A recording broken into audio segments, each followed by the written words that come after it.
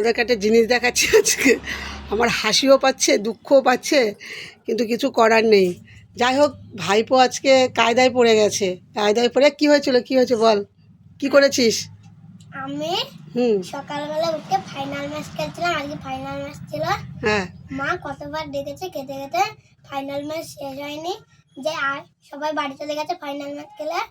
আমি তাড়াতাড়ি এসে মা বকবে বলে ওই ঘরে আর ভাত খাইনি, এই ঘরে ভাত খেতে চলে। তোমরা শুনলে তো, ঘুম থেকে উঠে দাঁত ব্রাশ করে সোজা রাস্তায় চলে গেছে খেলতে। ওর মা বলেছে পড়তে বসতে, পড়তে বসেনি, সোজা ক্রিকেট পিছনে একটা ছেলে এসে খেলা করেছে, তার মধ্যে আবার একজনের সাথে মারামারি হয়েছে, সে চলে গেছে, খেলাই হচ্ছে না। ওর মা ডেকেই যাচ্ছে ভাত খেয়ে যা, ভাত খেয়ে যা।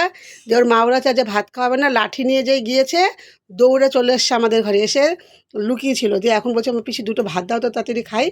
যাই হোক, এই যে আমি আবার ভাত দিলাম, এই যে ভাত খেতে বসেছে, মারের ভয়ে পিসির কাছে এসছে ভাত খেতে। তা তোমরা বলো যে এটা কি ও ঠিক করছে? এটা কি ওর উচিত?